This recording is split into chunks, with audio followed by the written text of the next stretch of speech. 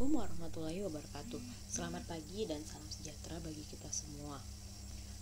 Hari ini kita akan belajar tentang graf-graf yang terhubungkan.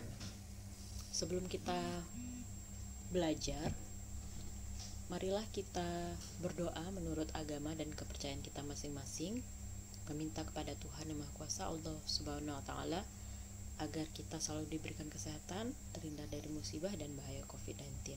Berdoa dimulai. Berdoa selesai. Oke, kita mulai dengan walk. Definisinya, suatu walk dalam graf G adalah barisan berayun vertex dan sisi. Maksudnya apa barisan berayun? Berarti setelah vertex sisi, vertex lagi, sisi lagi, begitu seterusnya. Misalkan W adalah suatu walk, barisan walk yang terdiri atas V0, E1, P1, E2 sampai dengan Vn-1, En, Vn dengan N lebih dari sama dengan 0 yang dimulai dan berakhir di vertex. Jadi suatu walk itu adalah barisan berayun vertex dan sisi yang dimulai dan berakhir di vertex. Contohnya seperti barisan W tadi. Dengan EI sama dengan VI min 1 VI. Artinya EI itu menghubungkan vertex VI min 1 dengan VI. Untuk I sama dengan 1, 2 sampai dengan N. Karena sisi EI sudah tercermin dari vertex yang mengapitnya, maka untuk selanjutnya walk dapat hanya dituliskan dengan barisan vertex. Contohnya barisan walk itu adalah V0, V1 sampai dengan Vn. Ingat, walk itu dimulai dan diakhiri dengan vertex. Walk yang dimulai dari V0 dan berakhir di Vn disebut walk V0 Vn. Dan walk W mempunyai panjang N karena melalui N sisi. Tidak harus sisinya berbeda. Jadi kalau ada suatu walk dengan sisinya sebanyak N, maka panjang walk itu adalah N.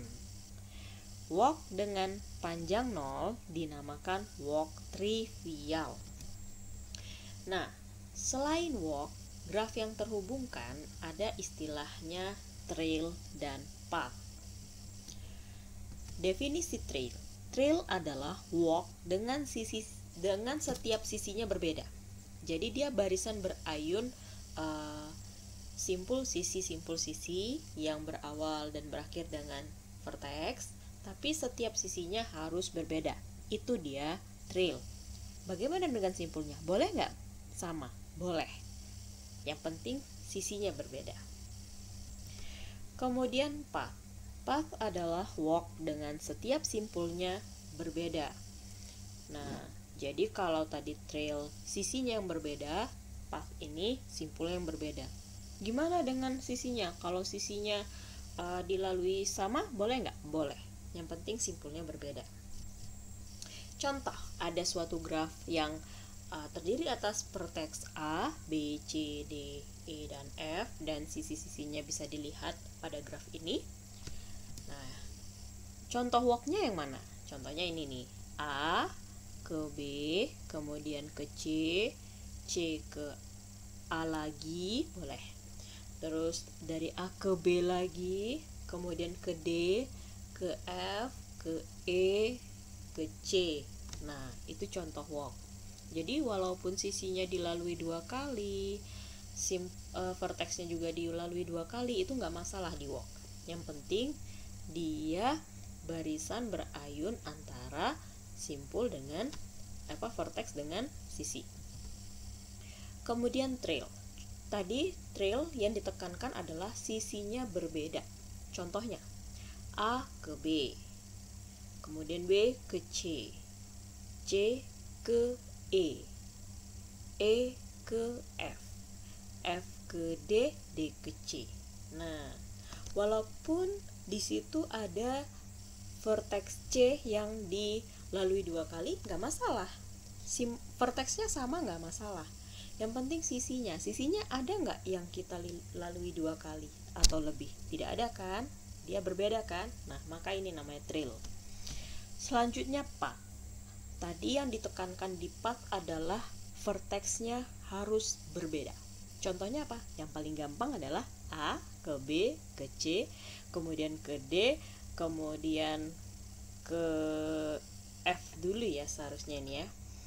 Ini benerin, harusnya ke F dulu, baru ke E, seperti itu. Bisa dimengerti ya? Oke, itu tadi contoh walk, trail, dan path. Selanjutnya kita masuk ke teorema yang berkenaan dengan graf yang terhubungkan. Setiap walk U ke V dalam suatu graf pasti memuat path UV. Nah, path tadi verteksnya berbeda ya. Jadi dia pasti memuat path yang menghubungkan U ke V. Kalau ada walk U ke V. Bukti. Misalkan W adalah walk U ke V pada suatu graf G. Jika U sama dengan V, maka path UU pasti termuat dalam walk UU. Benar nggak? Benar ya. Jadi, andaikan U tidak sama dengan V, misalkan W adalah walk dengan barisan U sama dengan U0. Baru setelah itu ke U1, selanjutnya ke U2, seterusnya seperti itu hingga ke UN sama dengan V. Mungkin saja suatu vertex dilabeli lebih dari satu kali. Nah, jadi andaikan U tidak sama dengan V ya di sini. Jika tidak ada vertex di W yang dilabeli lebih dari satu kali, maka path UV-nya adalah W sendiri. Ingat itu. Jika tidak ada vertex di W yang dilabeli lebih dari satu kali, maka path UV-nya adalah W sendiri. Nah, sebaliknya, misalkan I dan J dua bilangan bulat positif berbeda dengan I kurang dari J, sehingga UI sama dengan UJ. Jika UI plus 1 sampai dengan UJ min 1-nya dibuang, maka akan diperoleh walk U ke V W1 dengan panjang walk W1 lebih sedikit daripada panjang walk W. Jika tidak ada vertex di W1 yang dilabeli lebih dari satu kali, maka path U ke V yang dimaksud adalah W1. Jika tidak, maka prosedur diulangi hingga diperoleh path U ke V. Itu dia bukti teoremanya. Dari sini terbukti. Kemudian kita lanjut cycle dan circuit. Cycle adalah walk. V0, V1 sampai dengan Vn dengan n-nya harus lebih dari atau sama dengan 3. Berarti di sini kan dari 0 ya. Berarti ada 4 ya. Minimal 4 vertexnya. Nah, V0 sama dengan Vn. Jadi berawal dan berakhir di vertex yang sama. Dan semua vertexnya berbeda. Nah, selain awal dan akhiran sama, di antara mereka itu harus vertex-vertex yang berbeda. Catatan, cycle dengan panjang n dituliskan sebagai n-cycle. Ingat itu. Jadi cycle dengan panjang n, berarti sisinya sebanyak n, dinamakan sebagai n-cycle. Nah, itu tadi cycle. Selanjutnya circuit. Walk O ke V. Oh, ini selanjutnya adalah walk terbuka dan tertutup.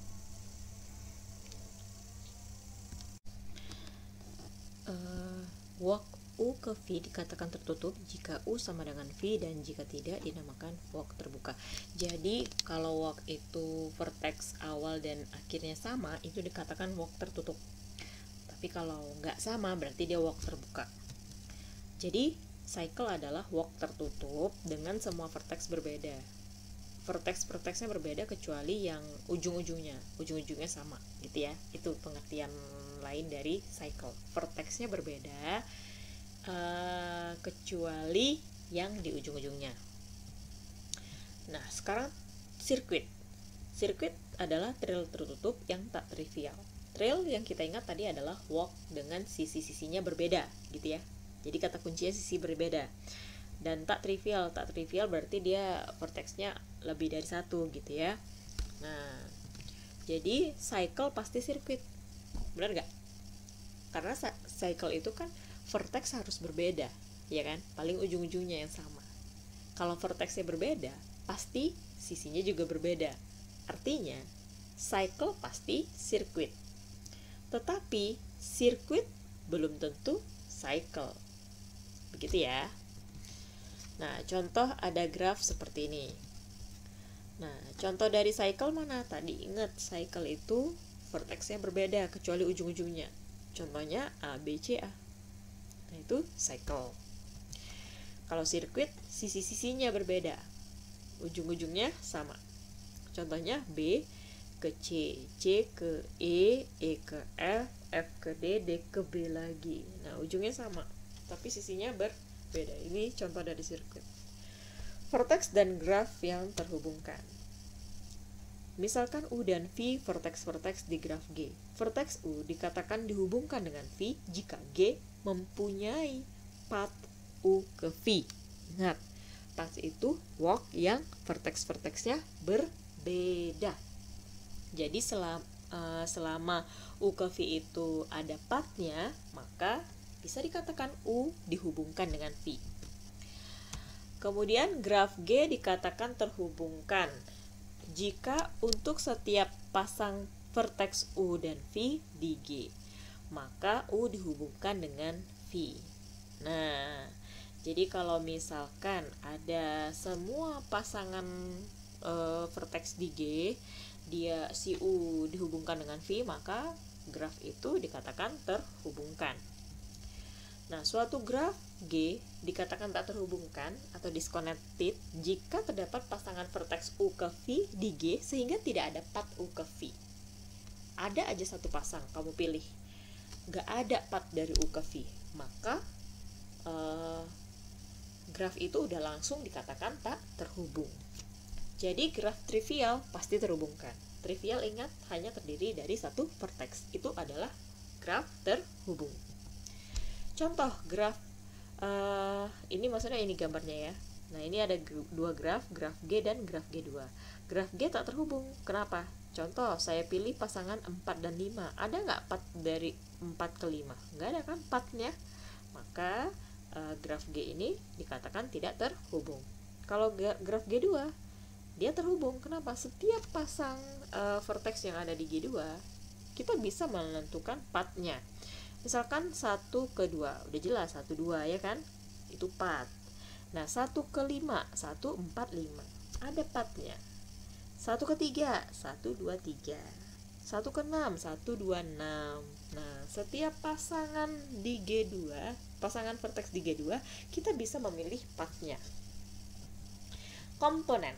Subgraf H dari G disebut komponen dari graf G jika H adalah subgraf maksimal dari G yang terhubungkan. Jadi kalau ada subgraf maksimal yang terhubungkan, ya, nah itu satu komponen gitu loh ya. Nah, jadi banyaknya subgraf yang maksimal yang terhubungkan dari graf G itu namanya itu menyatakan banyak komponennya. Nih, banyak komponen dari G ditulis sebagai KG.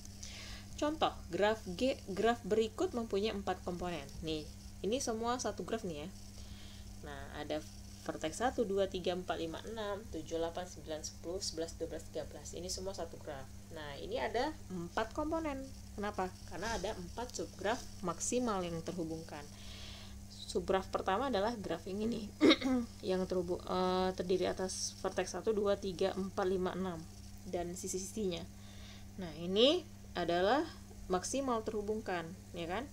Nah, kalau udah ke 7 udah nggak ada lagi pathnya. Berarti ini adalah graf maksimal.